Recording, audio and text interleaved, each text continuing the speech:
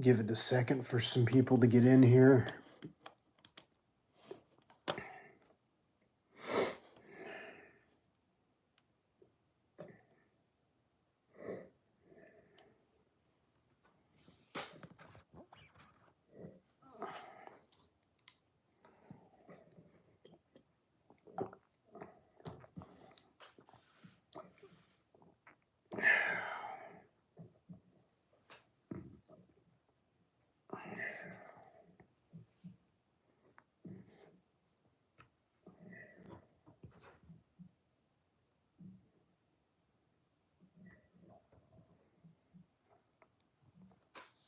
Anyone out there?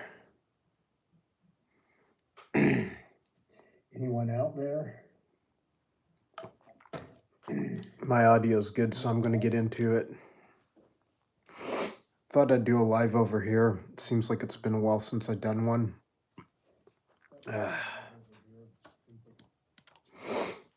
And nothing really special. This is the first time in about 2 weeks I've been able to talk. I've had some kind of RSV or cold or flu or something. Took a COVID test. It said it was not COVID. Had a lot of back and forth fever. It was sort of nasty, but I figured I would make a live and kind of talk about the title of this channel, why that happened.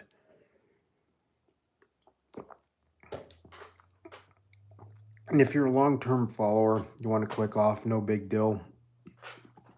But I got a comment on one of my shorts where someone said, willfully meaning good, I'm sure. You know, they said something like, I saw the title of your channel, wasn't really sure what you were about. And I kind of gave them a detailed explanation of, you know, why this channel was named what it was and how it happened, and like how, you know, I never really intended to promote this channel, but it just took off and went monetized within 48 hours. I did very little to any work on it, other than just upload videos that I'd already made that were very, very crudely edited, very crudely produced, but one of them shot my hours up, and so it went viral. So I started uploading to both platforms here and over the Angry Aatrox.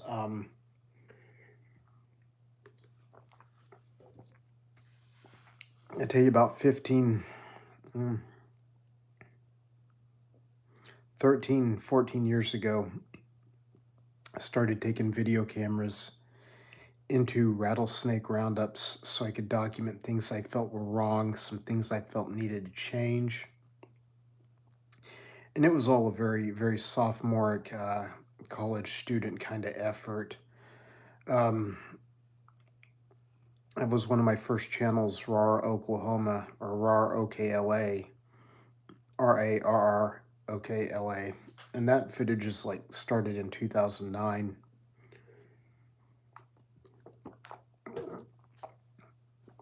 Don't think I uploaded anything over there since like 2017, 2018, and then consolidated most of what I had into a new channel over here. And hey CJ, glad you stopped by to say hi. I appreciate that much. I get you got a bad headache, and but I appreciate you stopping in. I've been missing you guys. I've been meaning to just pop in video chat over there in Discord, see if I can catch y'all, or see if I can bring y'all in. Just haven't done it. Been sick as a horse this last 2 weeks. This crap will not let go. I'm still like, not to get descriptive, but I'm still coughing up a lot of phlegm and a lot of things like that. And it's just been nasty. Been a nasty time. So CJ, I miss you. Really miss you guys. Need to get over there a little more often. It just hasn't happened. Eric B, no Rakeem. I love that. That's cool. Glad to see you here at the beginning.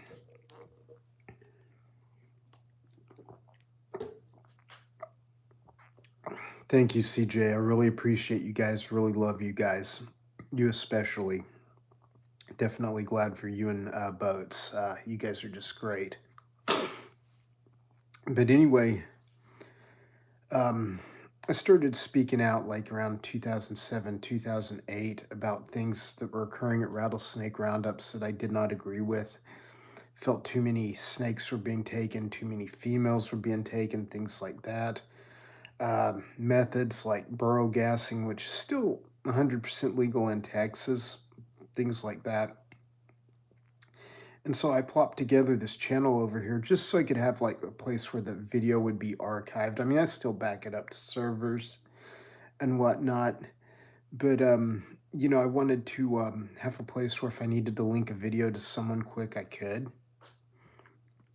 Never really intended this channel to grow. Worked on, one other channel and worked and worked and worked it into the ground. And today it's like it's still 4 or 5 years later, still struggling for watch hours to hit the 4,000 hour threshold in 1 year. Not really that concerned with it anymore.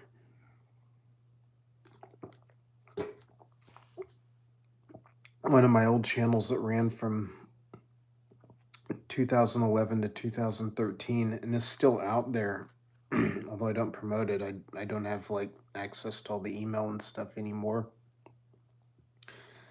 But it was a channel that I really enjoyed. It was kind of a bit of everything. It was kind of like mostly field herping stuff, but I did some captive snake stuff on that channel. I did some aquatics on that channel, go film at aquariums, throw in some variety stuff like that, snag a few fish people that way, and find their channels too, and it was good.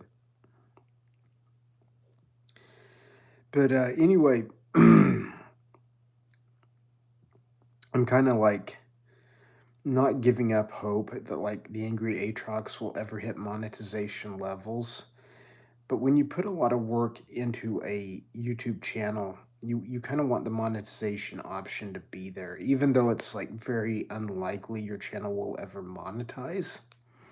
And even if it does, there's ways it can unmonetize real quickly. I know people with over 100,000 subs, or and I a few over 500,000 subs that got monetized over stupid stuff and had real problems getting appeals filed, getting someone at YouTube to check it out. So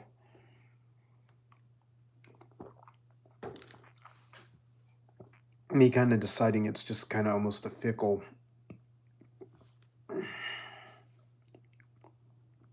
endeavor if you want to go for monetization. And that's why I know I've kind of had this thought before to kind of like take Angry Atrox, which was going to be my main channel for the rest of my life, as far as nature stuff, and just kind of like make it how I wanted to make it. I started it out that way, and then it looked like it was the videos that weren't reptile related or not growing. And I'm kind of thinking, yeah, those weren't. And for a while, I can even wondered if they were hurting my traffic. So, I kind of nixed those videos for a while. And anyway, I'm thinking I'm going to do more of those in the future just so I have more stuff to shoot, like in the winter when like herping's slow and when you don't feel like doing a lot of editing, stuff like that during this time of the year.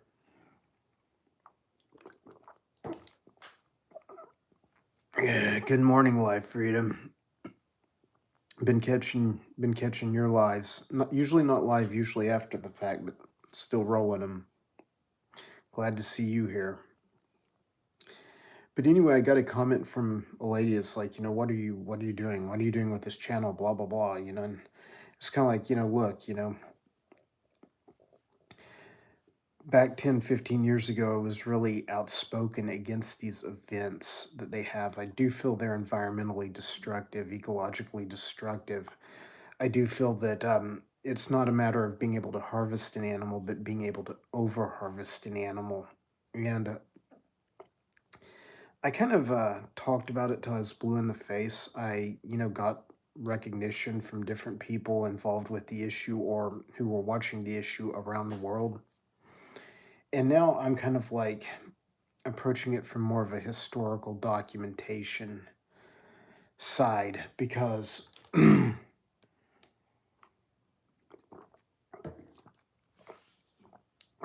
hunts are dying out slowly but surely.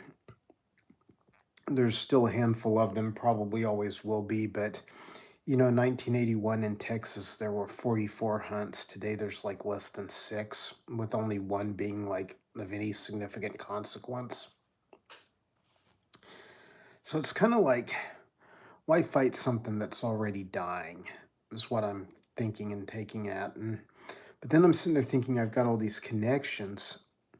So, you know, why not? Just keep documenting it from a historical perspective, and that way I'll always have the footage around and whatnot, and I can still utilize those connections and things. Let the question flow, Live Freedom. Let the question flow.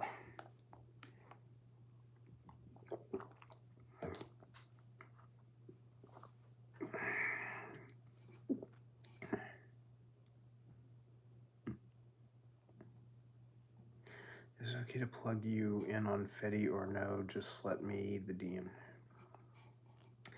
I don't know. Live. It would be okay. At least the Angry Atrox channel, this channel. I just don't know that anyone over there would be like really interested in what I have to say. I mean, it's basically animal related stuff, and so I mean, if you want to, and I mean, you could. I would appreciate it. I appreciate all you do already, Live. You already have done a lot. And but if you think some of that crowd might be interested in some of what I do, I mean, I'd say go for it. I've been having problems keeping up with Discord. Like, I check Discord every other day, and there's like 30,000 notifications. I'm like going through silencing some of the ones I don't care about because I just can't look at everything. I'm doing too much. um, I appreciate you listening, Eric B. Man, be in my messenger, Eric B, because some stuff's going on. I'm starting to downsize some stuff. I've got some more stuff coming in. I've got a buddy who I think I'm going to probably be taking his collection for a while. That's kind of going to, you know, put things up in the air. So I'm kind of starting to move out the stuff that I don't want to work with long term. So be in my DMs, Eric, over on Instagram. Catbird, not let up until there are no more hunts. Very easily said than done, and I'll tell you why. Because the hunts are getting so small and so insignificant that, like, by going out and throwing things into, like, not protest mode, but, combat mode, so to speak, a lot of people interpret it as you trying to mess with their tradition or their way of life. Once again, it's not like these animals are going to waste. People do eat them. They are not endangered. At least the ones in Texas and Oklahoma are not.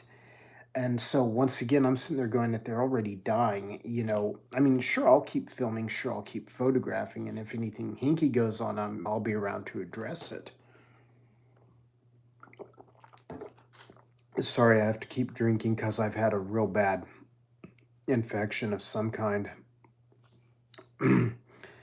But Catbird, you may have missed the point I made earlier that in Texas in 1981, 82, there were like 44 hunts. And today there's like five or six, and only one of them has enough of a consequence to, really be concerned about. And then the Atrox is never going to be, I don't see it being a species of special concern for years. And the hunting pressure's not going to do it. It's the real estate development, things like that.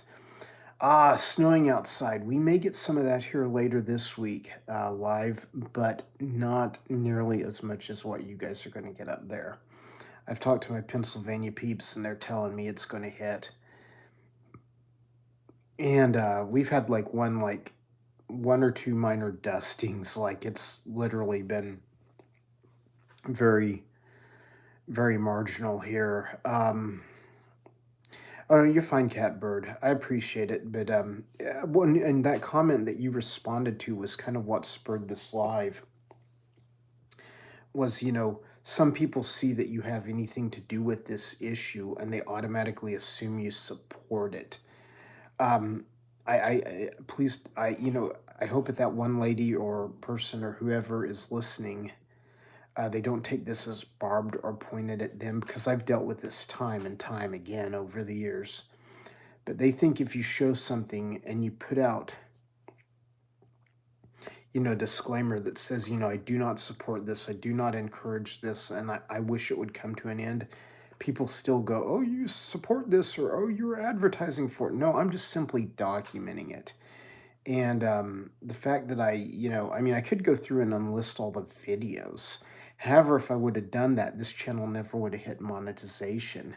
Now, once again, I missed my last payout, and not really concerned. I mean, it's not like I do this for money. It's not like I have to. My heart is with those who do, because it's a wicked platform to try to get anything out of.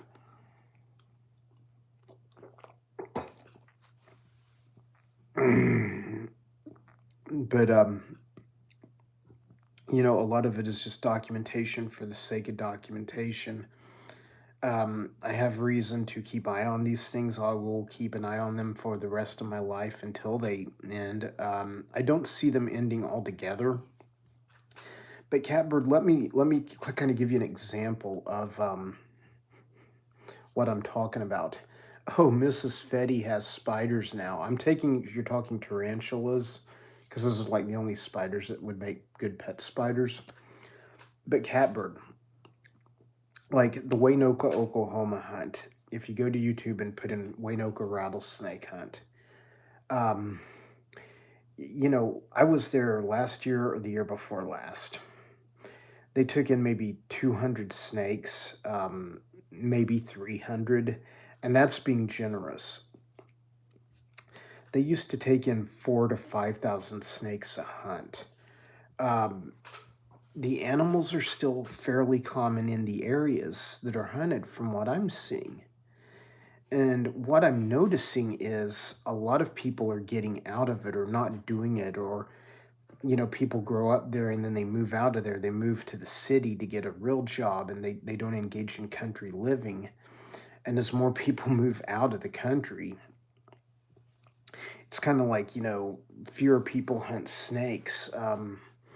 Waynoka and Okeen are both the northern Oklahoma hunts, and they've been severely affected just by the death of one hunter, a guy who I actually know, and didn't know him real well, but I knew who he was. He knew who I was. He knew that I disagreed with what he did. But he passed away of a heart attack like 3 years ago.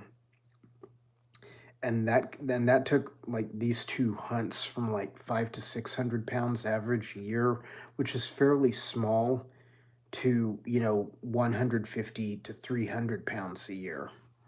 And so once again, you have two or three people um, supplying, 80, 90% of the snakes to these hunts. So, kind of wanting to focus more on my drone stuff. I really need to get after that and take my 107 baby spiders. Okay.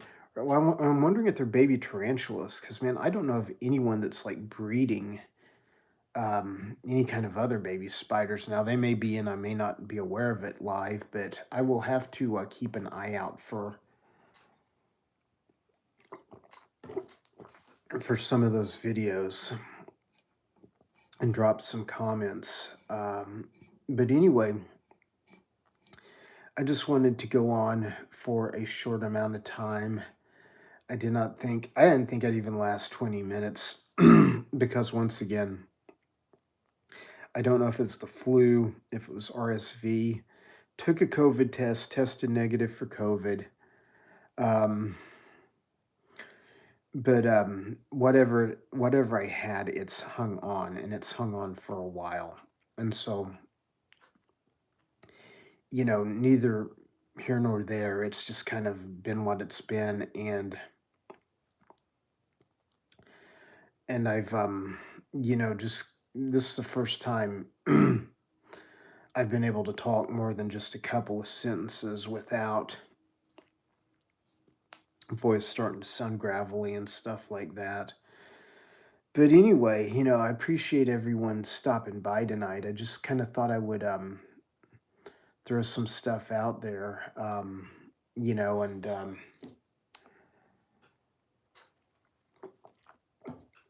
give a little bit of an explanation. Eric B, it seems like everyone in the state of Oklahoma has been sick, with the same kind of crap too.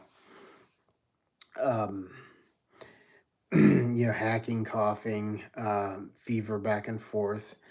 And yet, no one's really getting, anything major or anything. So, we'll see where it goes. But yeah, I just wanted to say that, for the record, I am opposed to, the unlimited take of rattlesnakes as game animals in Oklahoma. You get into the southeastern United States, you start messing with the eastern diamondback. That's an animal that's lost over 75% of its original range. The western diamondback out here in Oklahoma and Texas have not. So you're kind of dealing with a different scenario there, but even then those hunts are dying out. They're like maybe catching 10 to 12 snakes a year. It's really kind of it's really kind of a different landscape out there. Um, and so anyway, I do think that you're going to have different things come into play. I do think the Eastern Diamondback is going to get ESA listed in the next 5 to 10 years. I would hope it is. I know they're already looking at it. So they're already looking at it. Eventually, they're going to do it. Hi, Moon. Hi, Blakers. Glad to see you here. Desert Wolf, how you doing, man? Glad to see you here, man. We need to catch up sometime a couple days from now. Fill you in a little more about what's going on up here. Um, good to see you hanging here.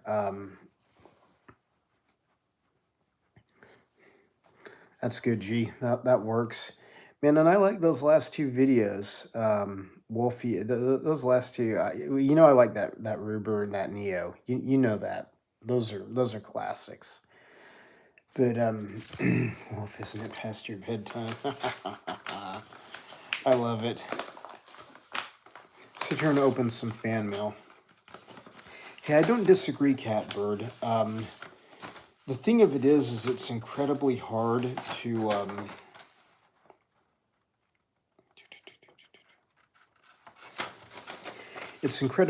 to protect an animal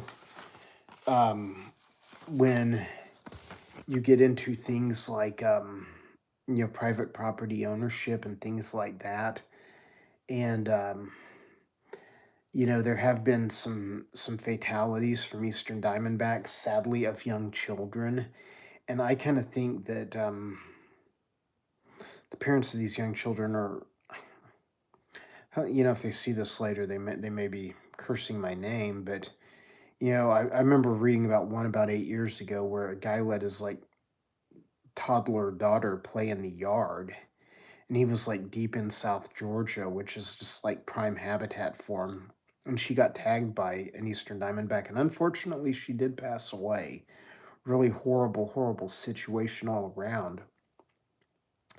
But when you have that kind of outreach of people, screaming against their protection, you're always gonna hit that hurdle.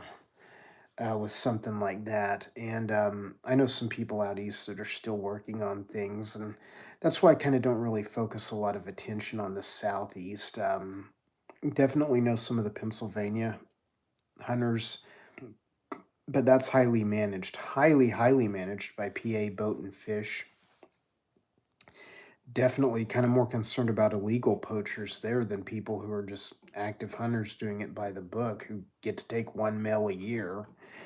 And you see, I would like to see something like that here, where like, you can only take, males or something like that. I think that'd be a step in the right direction. Um, yeah, Eric, I've got a buddy up in I want to say it's Du Bois. I'd call it Dubois, but he calls it Du Bois. He's between Du Bois and Pittsburgh, wherever that is up in there. And he hunts like he hunts all the ones that are in that state. I know there's Monroeton. I know there's Three Forks. I want to say Three Forks. I know there's one other up there. I want to say there's 4 or 5 up there. But at the same time, it's like, they're watched. The game department monitors it. They make sure people know how to sex the animal in the field, so you don't bring in a female. Has to be a male, 42 inches.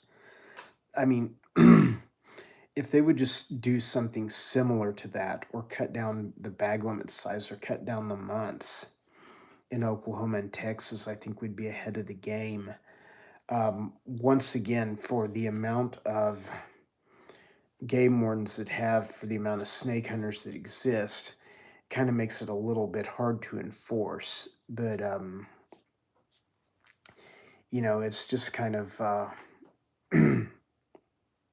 one of those things. I think the eastern diamondback rattlesnake should have been protected 20 years ago. I mean, when the last few holdouts in Louisiana were thought to be gone, it's like this animal's lost too much. And then you have like Jacksonville, Atlanta, places in South Carolina, Alabama, that just have totally fragmented their habitat, which to me did more than the hunting anyway. They won't until it's too late. And again, that's where I think there's kind of a catch 22, is if they're legally hunted, a lot of times they can be legally kept. Now, I know that one of my friends has had problems keeping an eastern diamondback in a state where there is an active hunt, and he's like filed for the permits and went through the game department, and they don't want to give him the permit. But then I also know some people that are working on breeding them underground, and I think that activity is pretty amazing, because I know that the not Palm Springs Zoo, it's a zoo in Florida. Old friend of mine from the Tulsa Zoo works there, and I actually saw Tampa Zoo. I actually saw where they were taking young indigo snakes and releasing them into protected areas that had been head started, things like that. And so far, I think they've lost a couple of them, but most of them are doing really well. They pit tag them and track them, things like that. And so I feel that that's kind of like something like that may end up needing to take place for the eastern diamondback. They just have to, like the indigo, they have to make sure they release them into protected areas where there's some kind of monitoring, because if not, the soul populations will. I think there's still some habitat out there where they can exist for a long time without being bothered. I know some areas in Georgia that I seriously doubt anyone gets into to hunt. Because my God, you have to, like, to get to those den sites, you'd have to like drop out of a parachute. You'd have to parachute out of an airplane, literally. Either that or hike 15 miles, and most people I know won't do that. They go for they look for the easy things. I can't say, I mean, I would too if I was in that game. I'm kind of glad I'm not. And that's another thing, Eric. Habitat destruction, especially out here in the West. Like when you look at roundups and rattlesnake hunts out here in Western Oklahoma, Western Texas, where they all are, it's not like there's a housing boom. There is some habitat destruction. There are some like industries and things that go in and tear up some den sites, but it's not like they're like the last study by the Oklahoma Department of Wildlife Conservation's, it didn't show that the atrox were having any range reduction in a county on a county by county basis. And actually, we've been documenting new counties that they've been occurring in. Now, a lot of those, the ones that I found, I'm keeping under wraps because I just, if people find out they're there, this could be one more thing for, yahoos to go kill. And, which is sad. But, it's just kind of like a lot of people are like, yeah, I found this, but I'm keeping my mouth shut about it. And you're not going to file for scientific collector's permit on that. And they're like, no. And I'm like, that's kind of some good logic. But, but anyway, gang, man, I'm going to get out of here pretty quick. Yeah, I, definitely agree. Live, PA knows how to do it right. I'll say that they're kind of been very progressive in the issue, um, and there actually is a healthy population of timbers in Pennsylvania. I know this to be fact. I've seen it. I've seen it with my own eyes.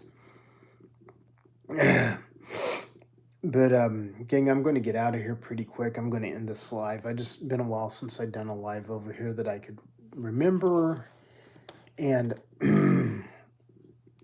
yeah, and my voice is starting to crack, and probably before long I'll be coughing again. So, gang, stay in touch. Hey, Blakers, you have a good evening. Glad you stopped by. Thank you for stopping by.